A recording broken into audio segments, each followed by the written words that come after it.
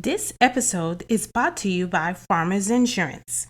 When was the last time you reviewed your insurance policy? So it's been a while, huh? Well, no worries. My friends at the Austin Brummett Agency would love to hear from you and provide you with some amazing rates. Give them a call at 678-402-8262 or email them at abrummett@farmersagent.com. That's ABRUMIT at farmersagent.com and tell them Harley sent you. Insiders, Inside the Bubble with Harli G is now sponsored by BetterHelp. As a partner of this episode, listeners can access the BetterHelp link located in the show notes to receive 10% off your first month of therapy with BetterHelp and get matched with a therapist who will listen and help. Go to BetterHelp, that is BetterHelp.com/inside the bubble, the link to get started.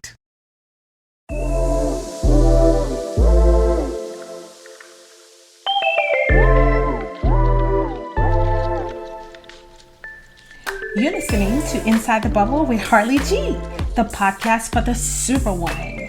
Every week, we connect with amazing individuals who share their inspirational experiences and stories while motivating and inspiring purpose. It's time to hang your cape. Grab your coffee, your water, your cocktail, and come on in Inside the Bubble with me, your host, Harli G.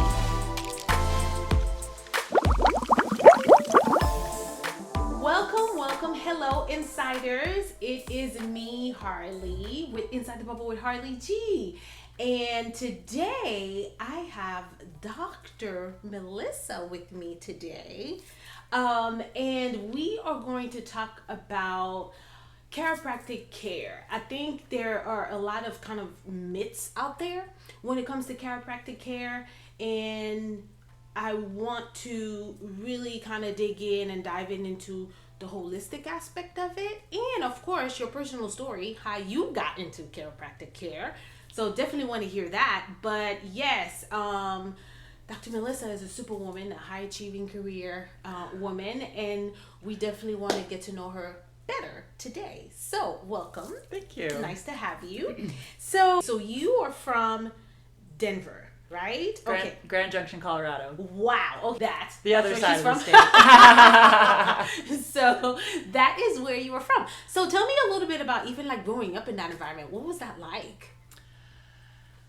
I mean, it was awesome. Yay. Growing up in Cold. the mountains. Very cold. No, we had 4 seasons. Oh, you did? Okay. Hot summers, it's an arid desert. Oh. There's 2 rivers. It's called the Grand Junction because 2 rivers confluence there, the Colorado River and the Gunnison River. So there's a lot of river rafters there. Yes. But it's also, Grand Junction is actually a very unique geographic area in the world, as a matter of fact. It's a valley. It's called the Grand Valley. Okay. And it's surrounded by more public land than anywhere else in the continental United States. Wow. And it's surrounded by 4 completely different mountain ranges from 4 completely different geographical timelines. What? So geologists love Grand They're always there. There's a lot of, and there's a lot of gas exploration there because of that. Just outside of Grand Junction is where the National Gas Reserve is. So anytime we run out of gas, which obviously has never happened, but they do tend to tap that area. Okay. Actually, right before, they found a real big reserve. I almost want to say North Carolina, but I'm probably wrong. That's bigger than our reserve. Okay.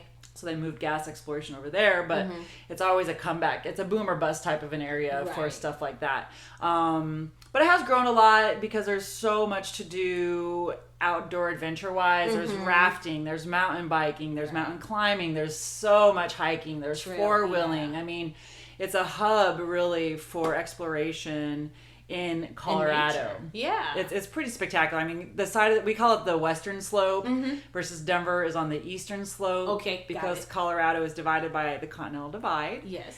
And honestly, it's like it divides the state in 2. It kind of does. Is it kind of like east versus west? I don't know if you could say Okay. versus as much, Okay. but it's certainly like Grand Junction is a very conservative side of the state versus Denver is a more liberal side of the state. Okay. Got Denver is obviously a big city. Yes. Grand Junction's it's the biggest city between Denver and Salt Lake, but it's still very small town feeling, Okay. you know? So in a way, I guess I could say I was culturally isolated growing up. Okay. You know, you just got your mountain folk Yeah. and people that might have necks that are a little red. That's like, wah! A lot. I love it. You know, we had a lot of fun out in the desert shooting stuff and doing things. You know, but and then it's actually the thing that got me out of Grand Junction permanently, I guess, is going to chiropractic school. I went to Dallas, Texas, Parker University, where I met my husband, and that's what brought us out here. And I do love the South because, you know, I think chivalry is alive here. Yes, it is. People are kind. I like it here. So, okay, but you didn't always know that you wanted to go into. So tell us a little bit. You're like holding out a little bit. So, you didn't always know that you were going to go into this area. That's right. Okay, so what did you want to go with first?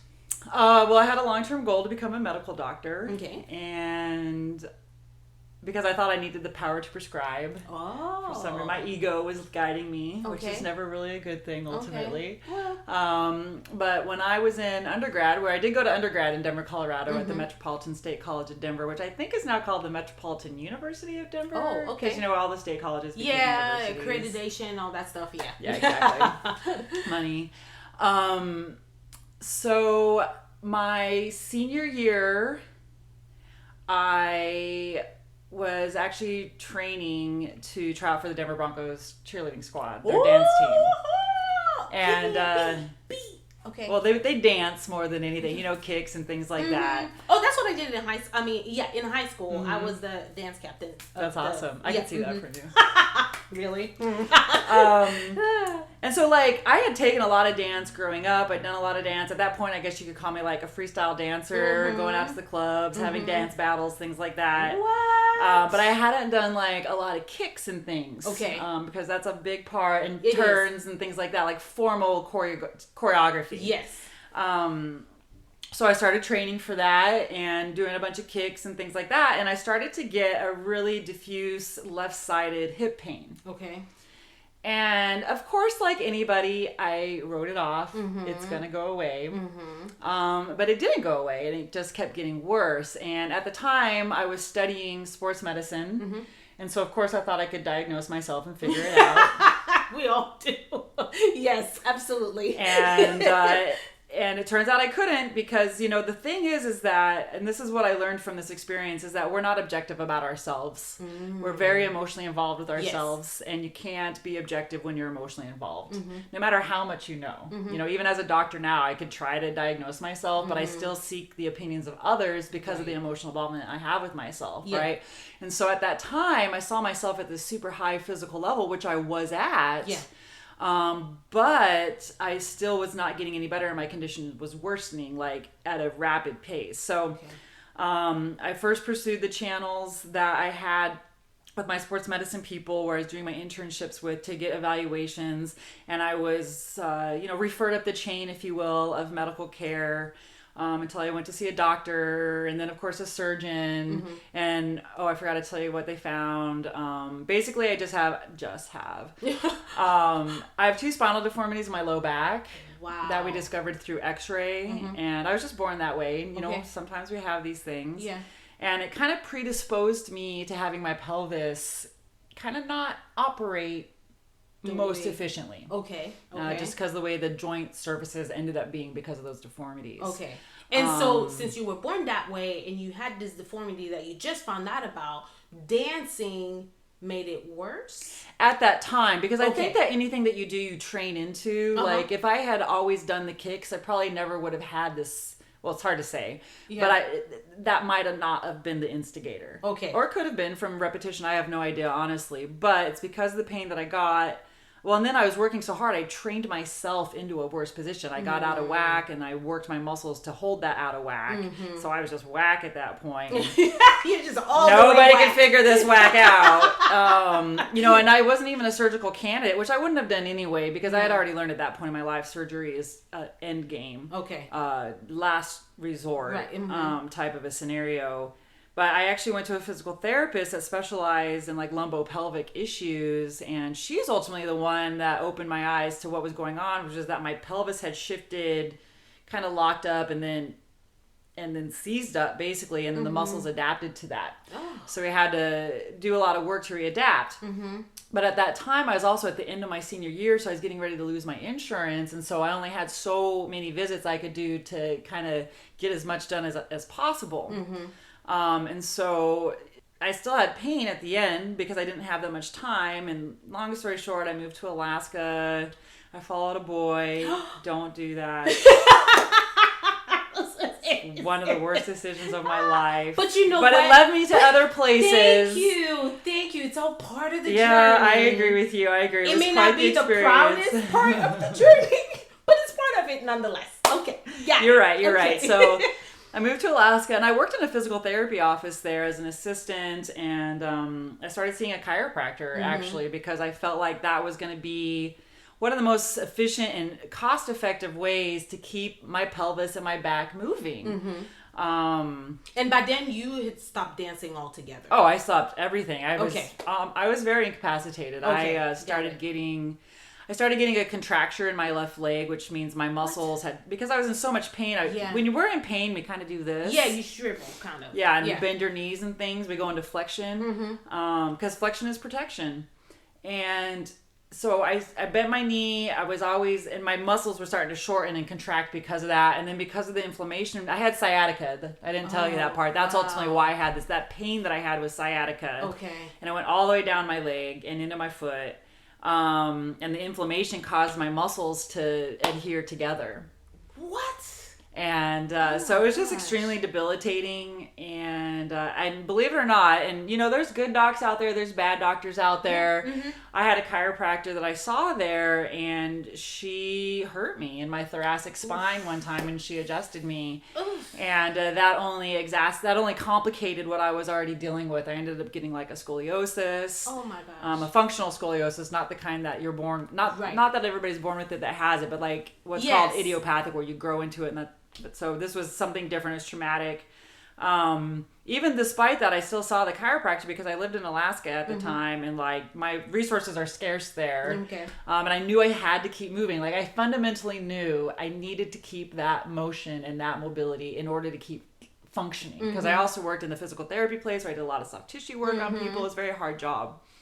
Anyway, after 6 short months, I realized I cannot sustain Alaska. This relationship is not working. The dark is not okay. So yes, pause there real quick. So like, how long are the days, and how long does it stay dark there? It just depends on how far up you are. They call it the North Slope, which is like the top of Alaska, where most of the big rigs are. I mean, it makes the news there. It was like, the sun went down in wherever that place is. Carnegie Bay is where it was, I think. And then, you know, however, like 6 weeks later, 8 weeks later, the sun comes up. Oh my gosh. But I lived in Kenai, and maybe our shortest Sunday was like 3 hours. We had the sun. What? Oh my gosh. I cannot possibly imagine having a 3-hour Sunday. Like, that is crazy. Yeah, well, you know, and then you have the other side, because I visited in the summer before I moved there, and, you know, then you have 3 hours a night. Oh, wow. Okay. So you have to get, like, blackout curtains and stuff. And Alaska was beautiful, honestly. No, I know many. I would visit there again, but not in the winter, and I would probably never live there again. What's the coldest that it was when you were there? Well, here's a good story. Like -20, I think, was the coldest it got there. That's not bad. I mean, Canada gets, I've literally been to some winters in Canada where it's been colder than Oh, yeah. I remember one day, though, it was crazy. So, like, it'd been like -20, maybe -25 for a while. And one day the sun came out. Oh. And it went to 32 degrees. Oh, God, thought it was summertime. You're right, because that's like a 50-degree temperature change, right? Yeah. I mean, all the ice melted. I was wearing a tank top and I'm sweating. No and it's like, way. I had to take my shirt off. I was like, oh my God, it's so hot. 32 degrees, which is like must have just been, we just barely breached above freezing because like everything melted. Everything melted. There was water everywhere. It was shocking. And so then it froze that night and I go to work the next day and I lived like a 10-minute walk away from where I worked at. Ladies, I know there's so much to do and not enough time in the day. Trust me, I'm right there with you. But what are you doing for yourself? Well, I've recently discovered Body Bar Pilates. Let me tell you a little bit about it. Body Bar Pilates will challenge all of your major muscle groups and provide you with a full body workout. Wow. Listen, I had to check it out. I took a class with Sherelle and it was amazing. They have workouts for all skill levels, whether you're just starting out or you're just looking for a new way to move your body. This is the community for you. Check out my friends at Body Bar Pilates East Cobb or give them a call at 678-941-4371. And don't forget to mention me, Harli G. And I walked outside in the morning and I knew it was black ice, but it looked like I could touch the ground. But I would be like, if this was the ground, I'd be like this far above it. Like it was like 10 inches of black ice, dude. And I knew that that's what it was because I saw it melt the day before and then it froze solid overnight. And I was like, oh my God. Oh my goodness. That is crazy. Okay. Yeah, I could not live. Yes, I am from Montreal, Canada. But I had a guy ask me if I was a hooker one night just because I wore a skirt to a bar. Oh my gosh. You ain't a hooker, are ya? What? I'll never forget it. But the fact that he was even bold enough to no, because that's the way it was there. Oh, wow. If you're not barefoot and pregnant, you're a prostitute. What? Oh my goodness. Unfortunately, that's kind of that was a norm at the time. I mean, this was like 20 years ago. Okay. I don't know if it's like that anymore, but basically that was, I mean, it was explained to me that way. Women come to make money in prostitution or stripping, or they're married and barefoot. So I wonder if it's, like how the population is as far as that demographic nowadays. That would be very interesting to look up and find out. But okay, so you're having these issues with your body. You are seeing a physical therapist. I saw a chiropractor. So I was in physical therapy. So I used, I already knew a lot of exercises, which I took with me from the previous, and to the point of the previous therapist, you think you're so strong. And this was the lesson when I figured out that we're not objective about ourselves. Yes. Is that she had me do this really, really, really simple exercise. Seemingly simple. Okay. It's called a clam. You lift your leg up. You're on your side. Yeah. I shook violently. I could not do it. I was shocked. I thought I was strong, and I was like, it was very eye-opening for me, and it really kind of put me in my place at that moment to be like, wow, you're not okay. Yeah. You're jacked up. You're not strong. This is really debilitating, and you don't know as much as you think you know. Yeah, exactly. And so, the stuff that she gave me at that time before my insurance ran out, I brought that with me to Alaska. I continued to do all of those exercises. But it didn't seem like it was getting better. Did it? Correct. Okay. It was not getting better at all. Right. I mean, if anything, I was sustaining, not getting worse. The status of, okay. Exactly. We had done some therapies in the physical therapy office too that were helpful, but nothing was really making a difference. And I guess we could say fast forward a little bit. I ended up leaving Alaska and I moved back home to Colorado. Okay. And so I moved to Alaska from Denver, so that was a culture shock, FYI. And then I go back to Grand Junction. And I got a job at a health club, being a personal trainer, because my sports medicine background, I knew everything I needed to know in order to help people work out. Yeah. And it turns out it was very lucrative for me because of my sports background. I was able to help out people that, your traditional trainer couldn't help out because I just had a greater knowledge basis with the therapy and stuff like that. But it's at that gym that I met, I guess I still call him my chiropractor, even though I haven't seen him. When I go home, I always see him. But his name is Randy Roman, Dr. Randy Roman. And, okay. the man. I would always ask him at the gym, because I worked from 1 to 9 o'clock at night. I closed the gym every night. and he'd come in late, and I'd be like, Randy, will you adjust my back? And of course he would, because he was such a nice guy, but he would always be like, Melissa, when can you come in? When you come to my office? I'm like, Randy, I was like, I can't afford to come to your office. I had barely started my job. I was making $7 an hour plus commission, and I only had like 3 clients. I literally just started. I had just bought a house, which I bought at an auction, which is a whole nother exciting story. Wow. Yeah. And I was just kind of starting my life again after having this devastating experience in Alaska and, moving and all this kind of stuff. And so I was like, Randy, I just can't afford to see you. He's like, well, what can you afford, Melissa? And because I was like, he felt like this is more important. Well, he saw how much I was suffering. Yes. And how much I had to work every day and just hide the pain. Yes. And I said, I was like, 75 max, $100 a month. He's like, fine, $100 a month, come in as much as you need. That's amazing. And that literally changed my life. Yeah. I saw him 3 times a week for 9 months. So you started seeing him. At what point do you feel like you started seeing a change or progress, or what happened there? Well, I think the biggest thing that happened first is that I had developed heartburn. Okay. And I was taking heartburn medicine, and I'm not a medicine person. I don't like taking medicine. But I also didn't like having heartburn. Yeah. Exactly. And at that time, conventional medicine is all that I knew, because that's all that I'd been taught. Yeah. Which is for most of us. Uh-huh. But I started taking the medicine, and honestly, I just didn't like the way it made my poop look. It was weird, dude. I was like, it shouldn't look like this.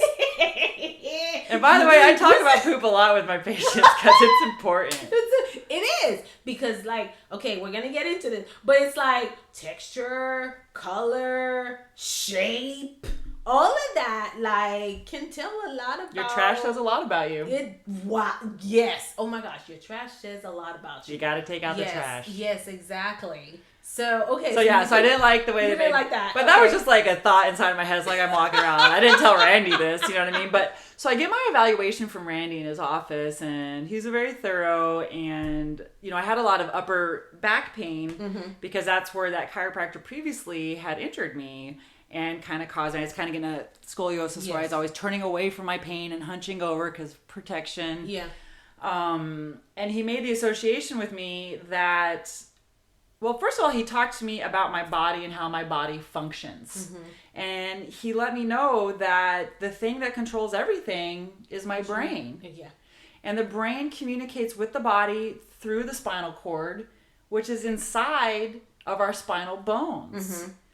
And he showed me that our nerves come out of those bones, or out of joints between those bones, and they go to every cell, organ, and tissue in our body. And he had this really cool thing that you could push a button and you watch it light up, and it goes to the organ system from the nerve source.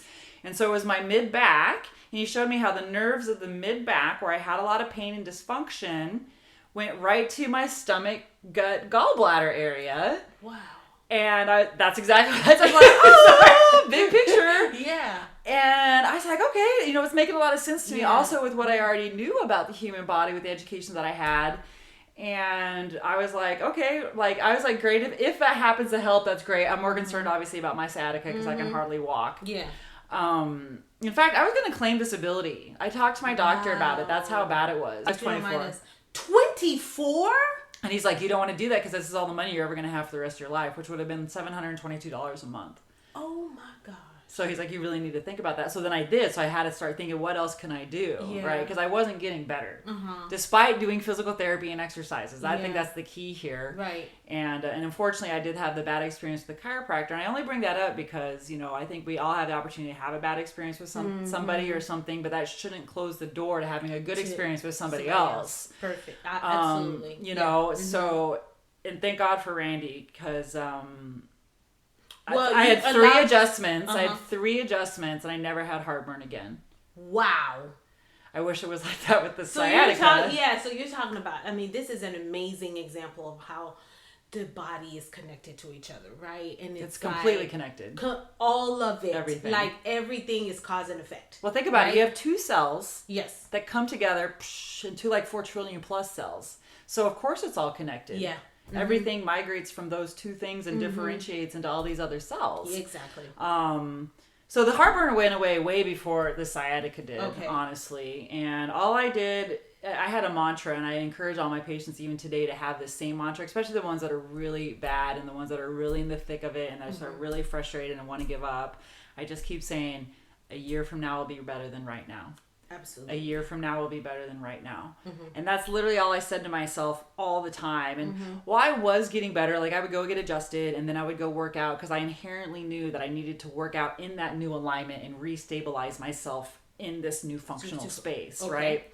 So I did that 3 days a week plus my job as a trainer. And it did gradually start getting better. I couldn't tell you any specific, like, other than the heartburn thing. Yes. Well, I can tell you a specific moment, but over that timeline of that year, I know I was getting better, but it was still there to the point that at month 11, because I started seeing him, like I'd moved back to Grand Junction like February, I want to say like 2003. I don't remember exactly. It might have been 2000. It might have been 2003. It might have been 2004. Anyway, it was February. And so I started seeing him, and then 11 months in, you know, I'm still a year from now will be better than right now, but at 11 months in, I'm thinking a year from now might not be better. I'm starting to come to terms with the idea that I'm going to live with this the rest of my life. Oh, wow. And it wasn't as bad as it was when I began, but I still had pretty regular sciatica, I believe. And then it just went away. What? Just like that? About a year, it went away. And I was like, you know, and so I kept doing all my stuff. I kept getting adjusted, kept getting, you know, working out. And Randy's like this amazing, just gregarious piano smile, just super positive. Yeah. And, you know, his influence was very impactful on me. Along with the adjustments, you know, at that point I was able to go down to like once every 3 weeks when I was going like 3 times a week. Yeah. And I've gotten the best shape I'd ever been. I was happier than I've ever been. I was like the pinnacle of Melissa at that point in my life.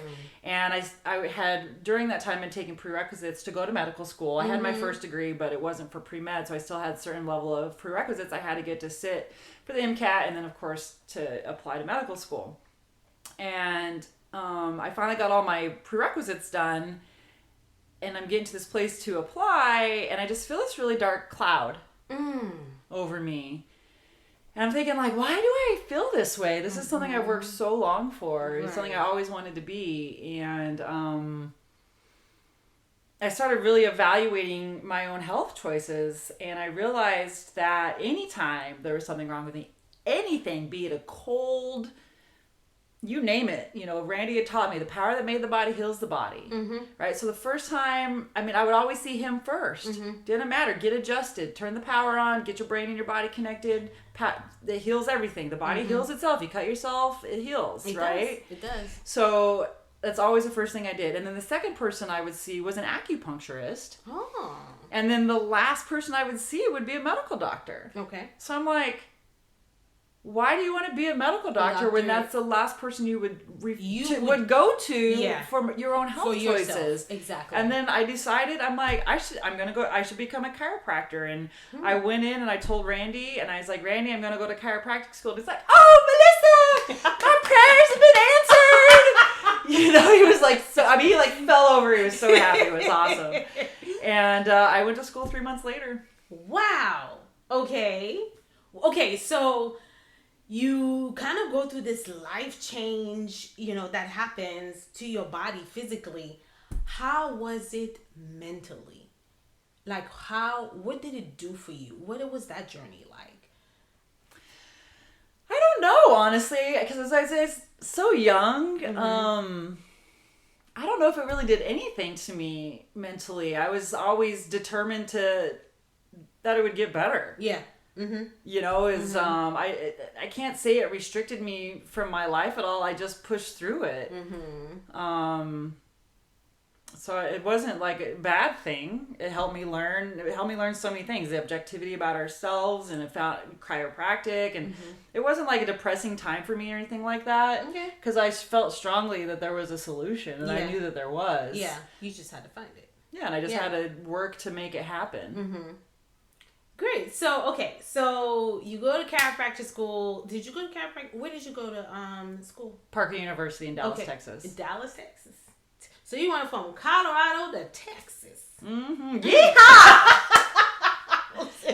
Well, and I chose where I went to school for almost 100% economic reasons. Okay. And secondarily because of time. Okay. And one of those things might have bit me in the butt in the end. Uh-oh. Okay, so talk about that. So at the time, Dallas, Texas was on Forbes' top 10 list of most affordable places to live. Okay. Okay. Mm-hmm. So when you're living on borrowed money, you don't want to live anywhere expensive. Right. Because borrowed money is not cheap. Exactly. Especially when it's a graduate loan, and all graduate loans are 6.9%. There's no other interest rate on them. Undergrad, they can be lower. All graduate loans are 6.9%. Well, hopefully some people are going to get theirs. Well, that's a completely different topic. It is. Okay. All right.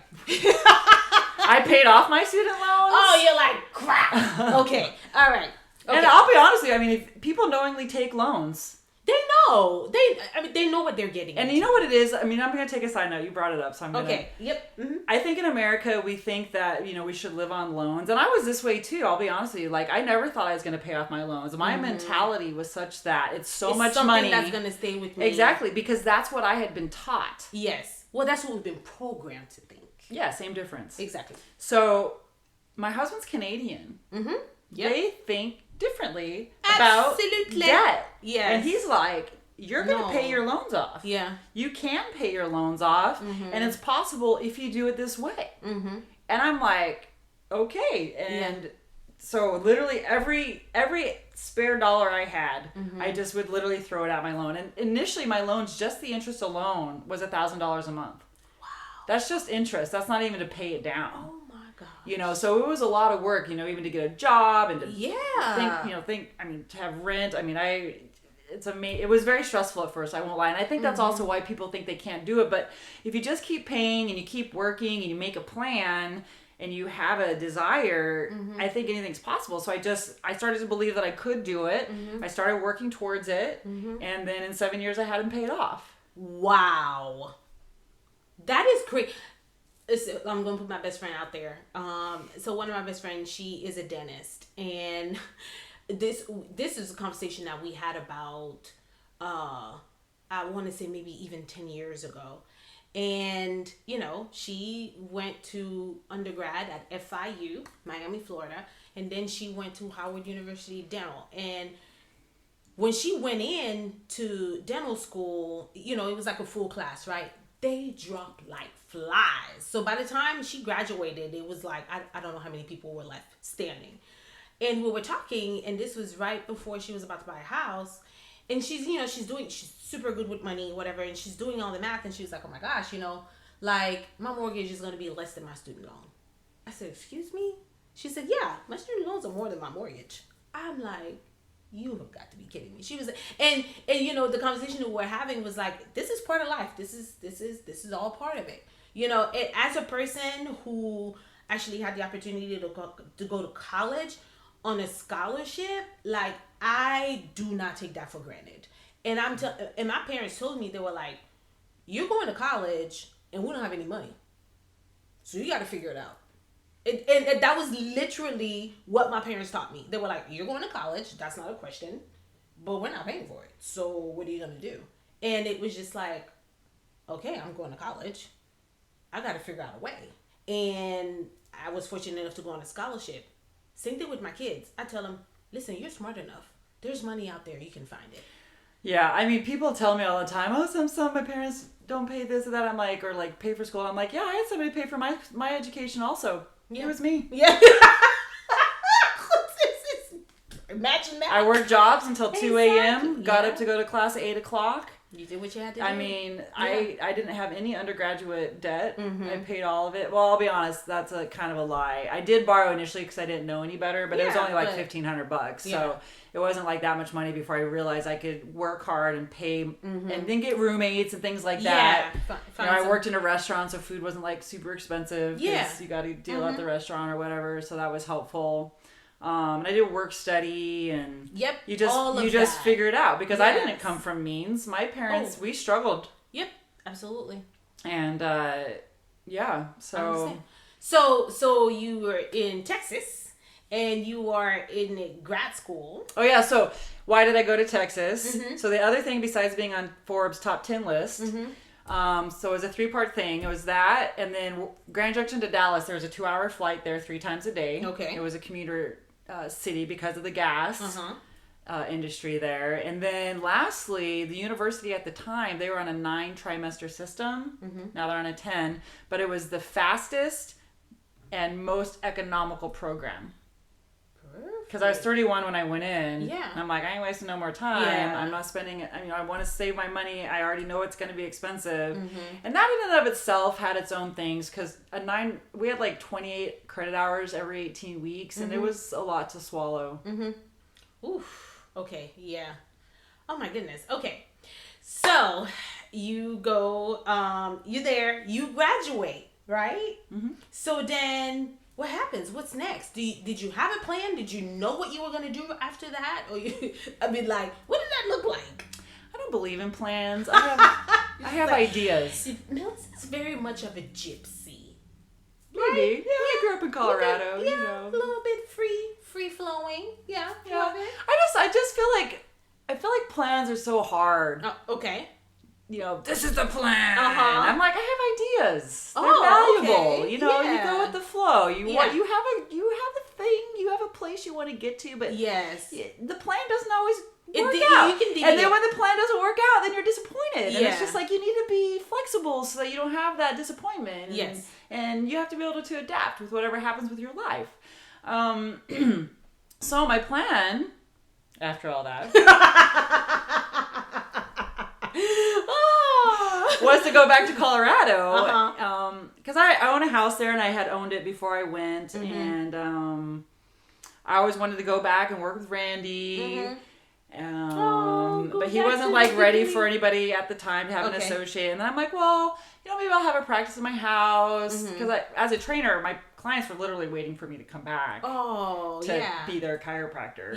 And I went back and I talked to a friend of mine and she's like, Melissa, you're not going to find a suitable mate here. That's what she said. Oh, okay. Basically at that point I had out-educated the population male population in your age the range. Pool. Yeah, okay. If you will. It's a roughneck. I don't want to say it. I mean, I'm putting the town in a pigeonhole in a way, but it's a bit of a roughneck kind of a town, if you will. I mean, okay. We had oil workers there. There is a university there, but you know, a lot of the people that go there, they come and go. There are educated people there. Don't get me wrong, but again, the pool was not that big. Got it. And that's not why I didn't stay on. Ultimately, she did say that.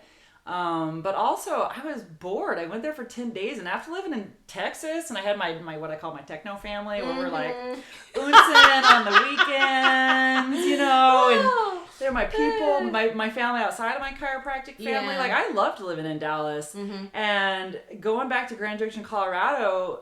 There was just like where all they do, frankly, well, maybe I don't know, but I mean, there's a lot of drinking and smoking going on there. You know, there's stuff during the day outside, but that's basically the lifestyle there. That's there. Yeah, and there's nothing wrong with that. It's just that I don't know. I didn't want that to be my life anymore. Exactly. Because I had changed. So I decided not to move back to Grand Junction. I moved in with a friend of mine who has a disabled sister. She needed help. Okay. And I needed help because of my loans and I didn't make that much money yet. So I kind of cleaned the house, you know, took her sister to appointments if not, whatever I needed to do to kind of take some burden off of her. And I did that. And at one point I put a post on Facebook on Labor Day and I was like, who's having a party? And I figured someone's spinning some records, drinking some beer next to a pool.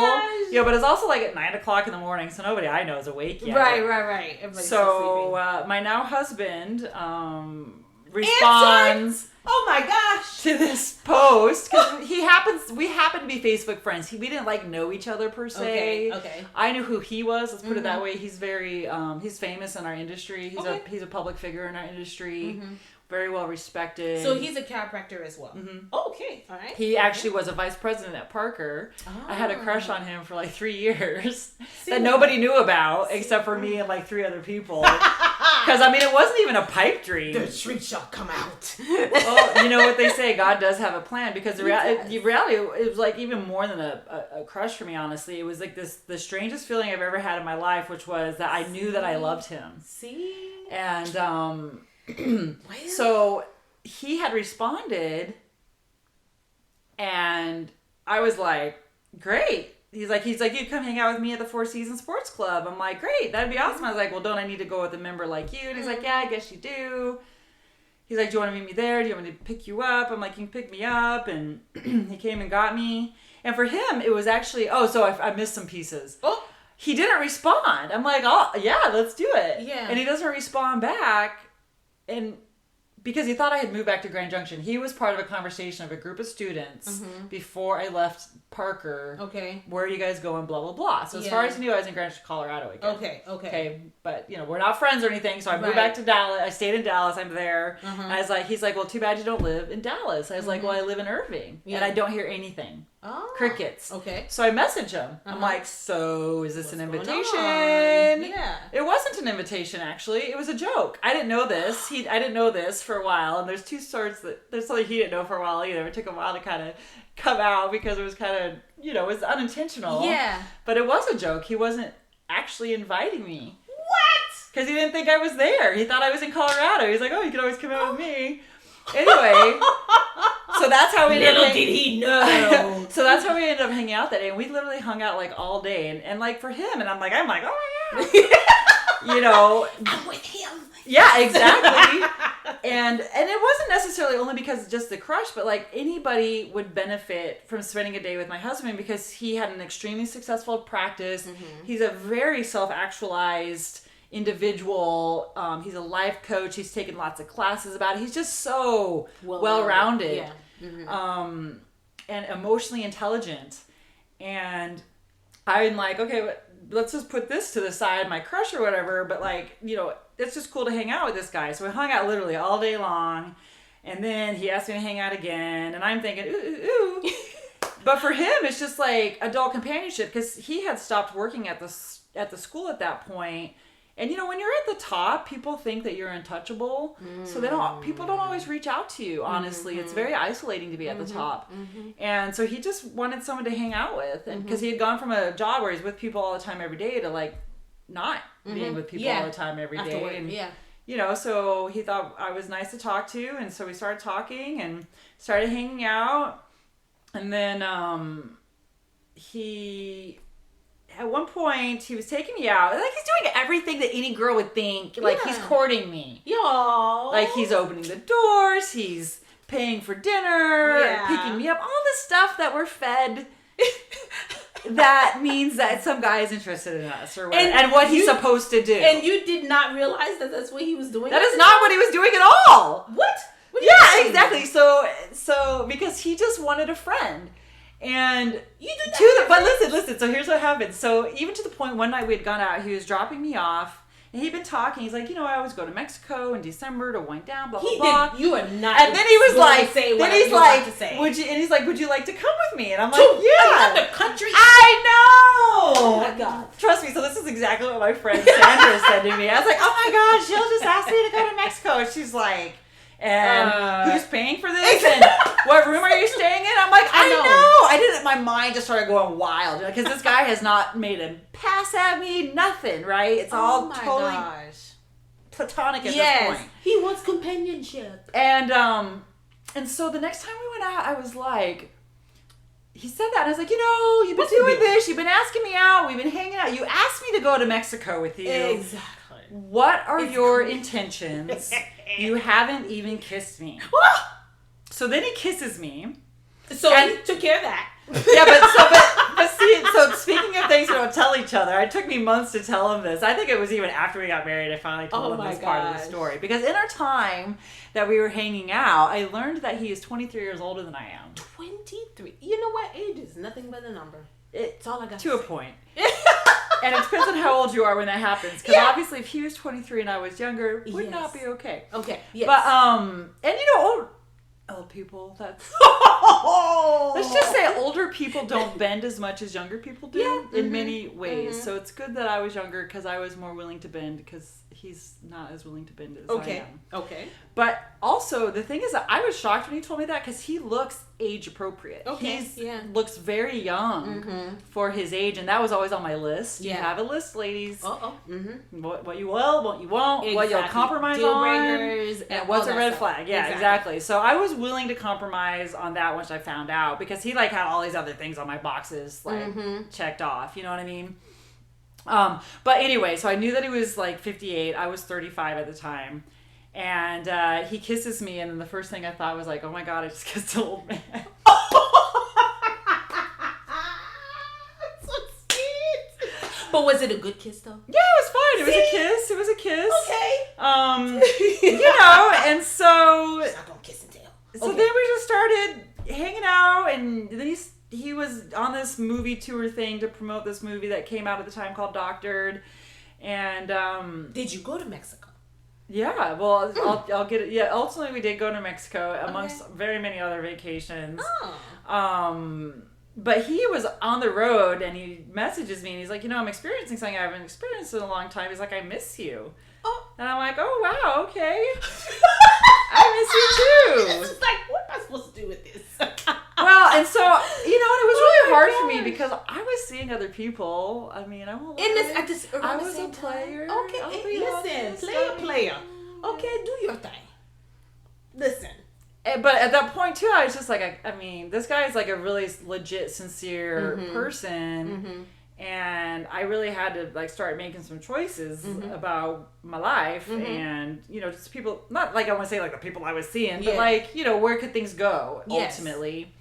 And I just said to him, I was like, well, if you want me to be your girl, you need to let me know because you're not the only guy I'm seeing right now. Well, you were honest. Exactly. Yeah, and he's like, well, yeah.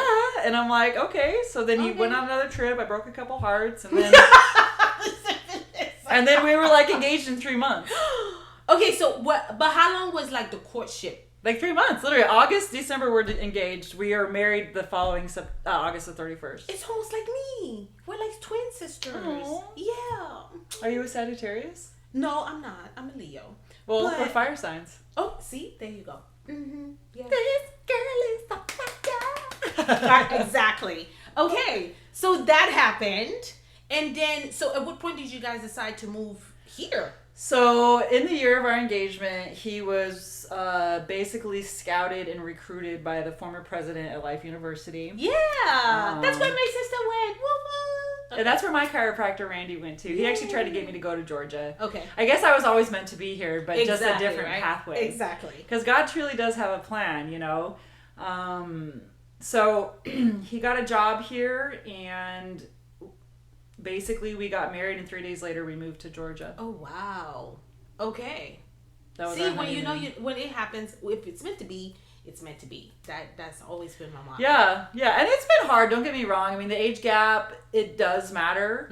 There are certain things, like I said, like that he won't bend on because he's old and stubborn, and I say that with love. But he is older than me. He's almost 70 now, and but he's just and because he's so much more emotionally mature than I am because of that age, and he's had so much more life experience than me. There's been some conflicts because of that on occasion, and it's really forced me honestly to grow in places I didn't know I needed to grow. Okay. And that I may not have wanted to grow. Yeah. But I grew nonetheless because he really actually, I feel like he brings out the best in me. He makes me want to be the best version of myself. Like, he's the person that I want to be the most like because I admire him that much. Yeah, that's amazing. That is so amazing. I mean, I love the story. I do. And just to kind of wrap it up a little bit, so chiropractic, my sister is in chiropractic, and it seems to me like there's very much the mentality of holistic health, right? And so it's like, your nutrition, like you said, everything is tied together.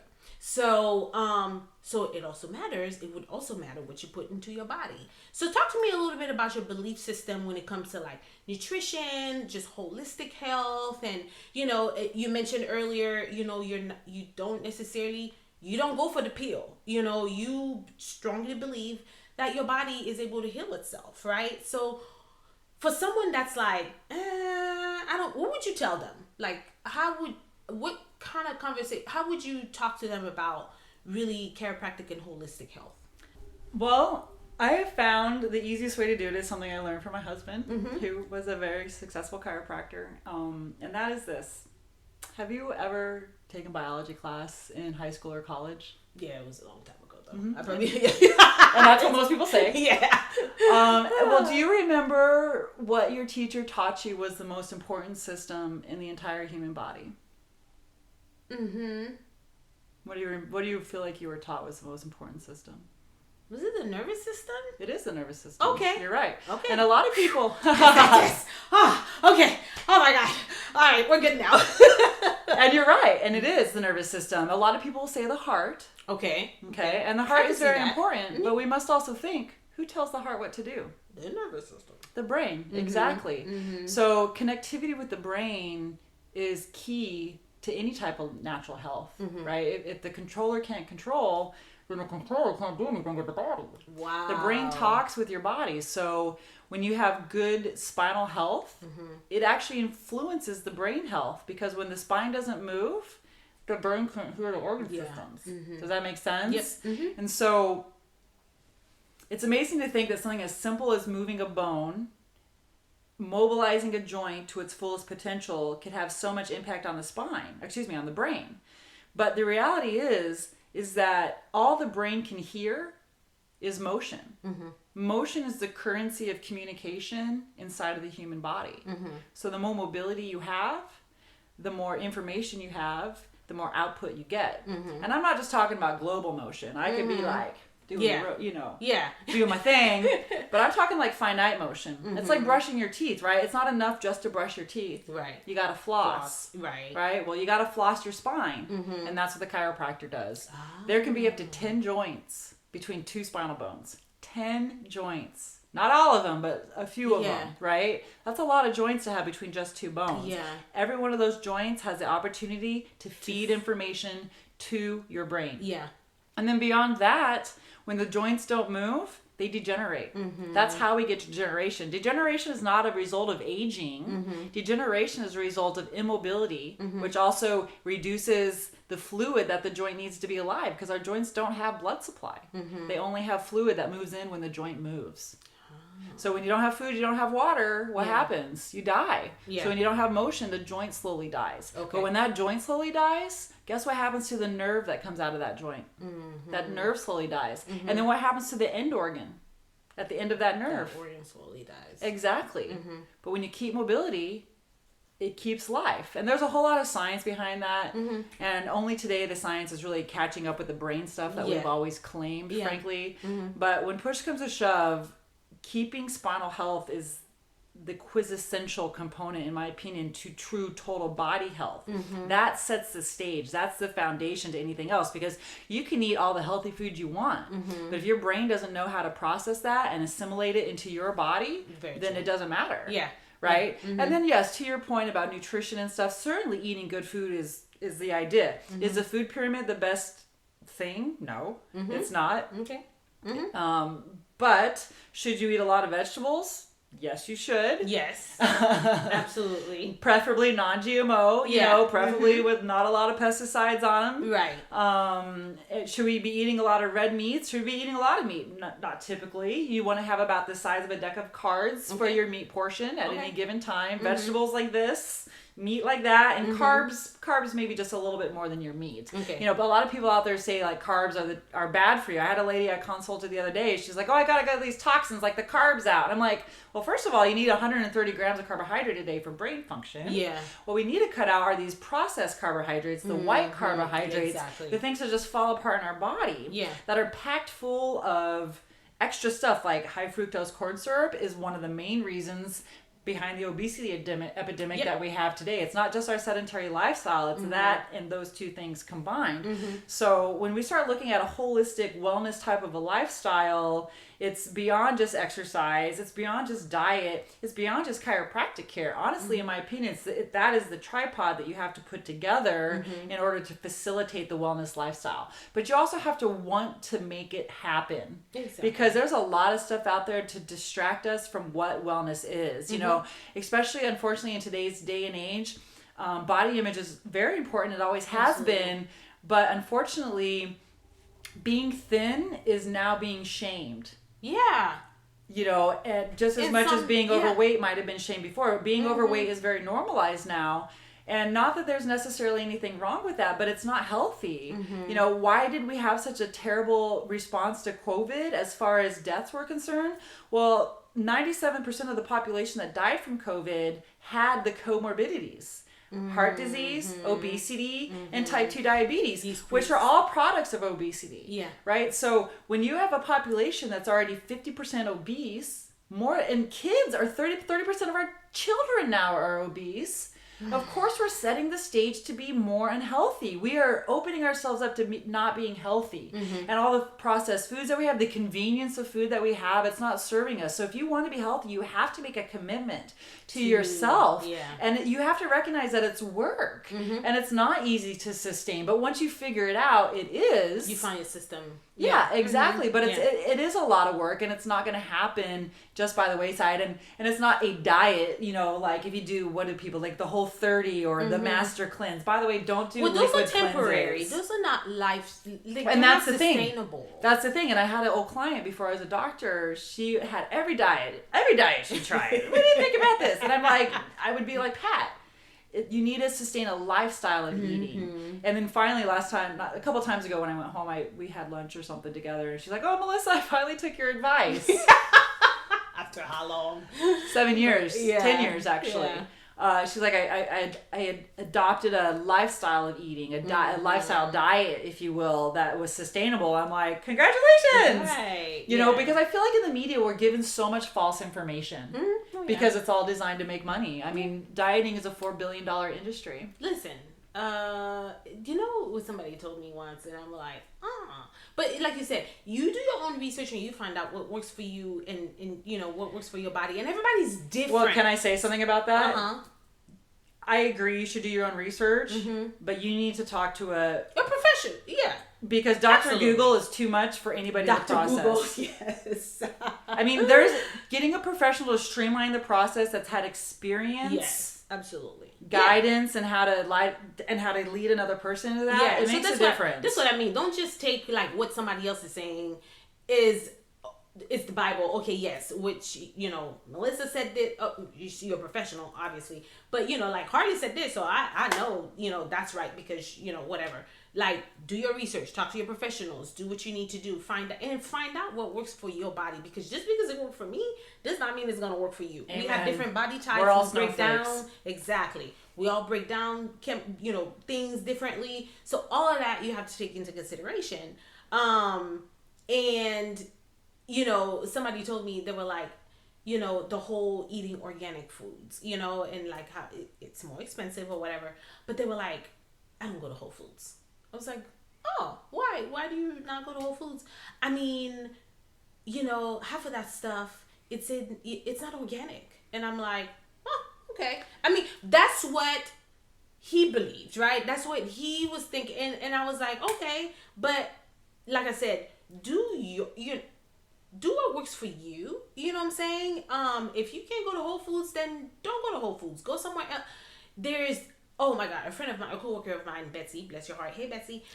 She, Saturday is her farmer's market day. She goes to the farmer's market, no fail, every Saturday. And that's her thing. And she loves it. I have another coworker of mine who has like 53 acres, Rochelle, 53 acres of land out in Timbuktu.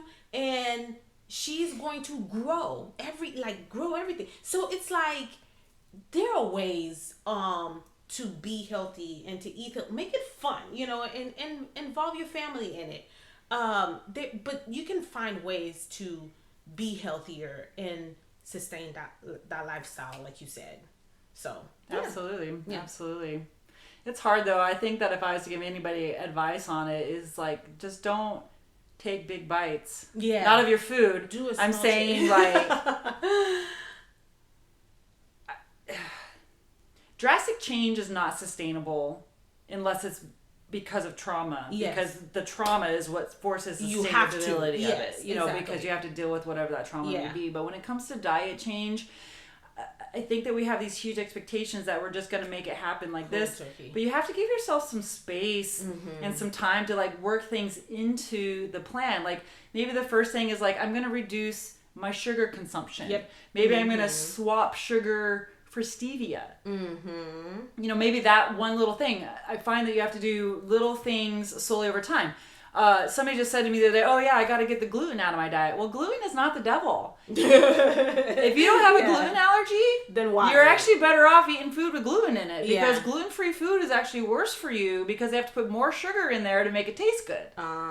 Just saying, I am allergic to gluten. It was devastating, and eggs. You know, so like you learn those things, but I would eat gluten all day if I could. Yeah. You know, gluten is not the problem. Yeah. It's the pesticide. It's the Roundup that they spray the wheat with before they harvest it that ultimately becomes the problem. Yeah. See? So people, talk to your professional when you're going into these lifestyle changes. You know, talk to your professional and involve your community around you, because what happens is, you know, some people go into these diets or whatever and they're like, I'm gonna do it by myself, and then so you think you can do it alone and you can't. Support does matter 100%. And I would also say, if you're going to talk to a professional is not somebody who has a multi-level marketing product to sell you. Exactly. I can't tell you how many people take advice from people that shouldn't be giving advice, and then they come to me and they're like, but this person said that. I'm like, I'm sure they did. But yeah. But I mean, this was great. I cannot believe it, but time flies by. Time flies when you're having fun. But this was great. So, Melissa, tell people where they can find you, to definitely reach out, get in touch with you. So, where can people find you? Well, there is this really obscure place that she goes to work that you may or may not have heard of, and it is called the internet. And if you go to this very obscure website, named Google, you may find me there. If you were to type in Dr. Melissa Briscoe Lamarche. Okay. Lamarche spelled Lamarche. You got it. Boom! Boom! Yes. I do have a website. It's drmblcairo@gmail.com. Okay. I'm sure that any of the people listening here today could reach out to Harli. It'll be in the show She knows me personally. Yes. I am in Marietta, Georgia. I'm close to the Marietta Square on Fairground Street, just north of the Cobb Civic Center. It's 236 Fairground Street, southeast. Yep. So we'll have all that information in the show notes so people will be able to reach out to you and find you. And I do phone consults with people from across the nation. If they can't come and see me, I can help other people potentially find a chiropractor near them. Perfect. And if I don't know somebody, the best advice I always give if you're thinking about pursuing chiropractic care is talk to your friends and your family and your coworkers. Somebody you know sees a chiropractor and they love that person, and they want to tell you all about how much that person helped them change their life and how much they can help you change your life as well. Absolutely. I would actually, just right before we go, I have a just kind of a little story. I had twins, and my boy twin was actually born with torticollis. And crazy enough is that my sister was doing her senior, this was her senior year at life, and he started seeing her. Awesome. And he no longer has it. She was able to see him, and that, I believe that was her case study. Correct me if I'm wrong, Gabby. But I believe that was her case study, her senior year. But yeah, so babies have brains. They have spines. They do. She sees babies all the time. And birth is like the first traumatic experience for most people. It's like through that. I mean, it's a big thing. Come out of a little hole. It's like a car wreck. Yeah. Oh, geez. I mean, I have a patient whose her child's clavicle was broken, which is common actually, or dislocation of the shoulder. Very common with birth. And I was like, they broke your baby's arm, shoulder, basically. I'm like, do you see how that was a trauma? Yeah, it is. Yeah, I guess you're right. Yeah, but we don't think about those things. I know, right? Crazy. Well, thank you so much, Insiders. I hope you enjoyed our show today.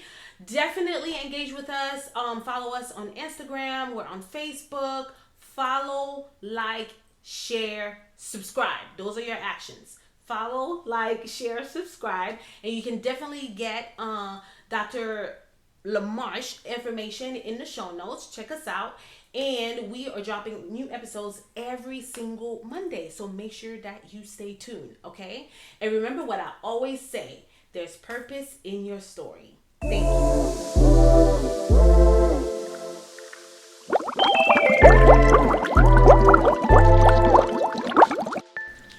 I hope you enjoyed our show today. Hit the subscribe button and share. Share this pod with your family, with your friends, with your girlfriends, and follow us on Instagram and Facebook at Inside the Bubble with HG. Keep the conversation going. Drop us a heart emoji. Engage with us. We would love to hear from you. New episodes are dropping every Monday on your podcast streaming platforms. And remember, there's purpose in your story.